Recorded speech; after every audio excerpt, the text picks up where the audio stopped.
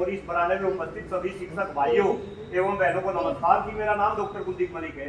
मैं रहने वाला जिला मुजफ्फरनगर का हूँ और मेरी सबसे बड़ी खासियत ये है कि मैं शिक्षक परिवार से हूँ। मेरे बाबा जी भी कभी आपकी तरीके से शिक्षक हुआ करते थे और मेरे मम्मी पिताजी भी मुजफ्फरनगर के अंदर शिक्षक थे। 3 बहनें मेरे हैं, अकेला मैं भाई हूँ। और मुझे पता, मैं गढ़ी सखावतपुर गाँव में पैदा हुआ। जब पिताजी की उंगली पकड़ कर गढ़ी सखावतपुर में मैं गलियों में निकलता था, मास्टर जी नमस्ते, मास्टर जी नमस्ते, एक शिक्षक का इतना सम्मान था। आज मैं प्राइवेट क्षेत्र में काम कर रहा। मैं ITS engineering college gate Noida में कंप्यूटर विभाग में प्रोफेसर हूँ।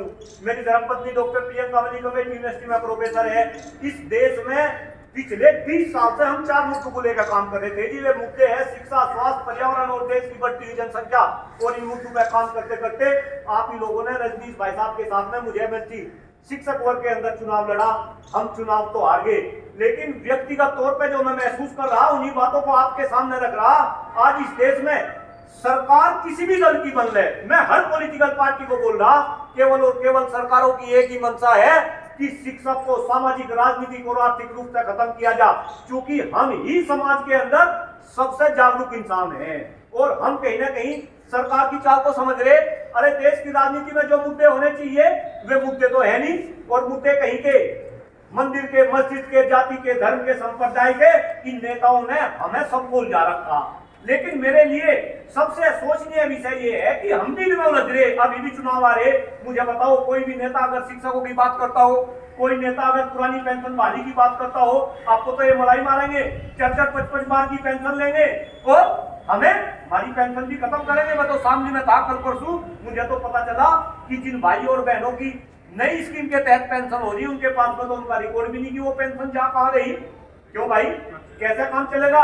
और जैसे रजनीश भाई साहब ने कहा, भाई हमें सब है एक छाते के नीचे आना पड़ेगा। और मैं आपको बताऊं भाइयों बहनों, मैं घूम रहा इस देश में प्राइवेट क्षेत्र में काम करने वाले शिक्षक 5-10 हजार रुपए में काम कर रहे। आप मुझे बताओ, 5-10 हजार रुपए में तो एक मजदूर भी महीने में काम नहीं करता। एक मजदूर भी एक दिन की दाढ़ी के 500 रुपए मिनिमम ले रहा है, नहीं 15,000 रुपए एक मजदूर भी ले रहा। और देश के नेता क्या कह रहे कि हम देश को विकसित बना देंगे, विश्वगुरु बना देंगे। क्यों भाई, कैसा काम चलेगा? कहीं ना कहीं हमें इन नेताओं की चाल को समझना पड़ेगा, हमें संगठित होना पड़ेगा और कहीं ना कहीं अपना झंडा बुलंद करना पड़ेगा। अदरवाइज ऐसे खत्म हो जाओगे। भाई बड़ा स्पष्ट हूं, नीम है, कड़वा होता है लेकिन हितकारी बहुत है। हम तो चुनाव हार गए, कोई बात नहीं, फिर चुनाव लड़ा, फिर हरा दियो, लेकिन तुम ऐसे खत्म हो जाओगे जैसे गधे के सिर से सींग को खत्म कर दिया। इस आशा के साथ बहुत सारी बातें कहने की नहीं होती। आदरणीय भाई साहब ने भी अपने विचार रखे, मैं भी अपने विचार रखे। आप हमारी भावनाओं को समझेंगे, एकजुट होंगे, शिक्षा हित के लिए काम करेंगे। मैं बताऊं, आज शिक्षा क्षेत्र में जितने भी लोग हैं, आज छात्र परेशान। मैं प्राइमरी स्कूल में पढ़ा, आगे तक मैंने एमसीएम टेक की पीएचडी किया।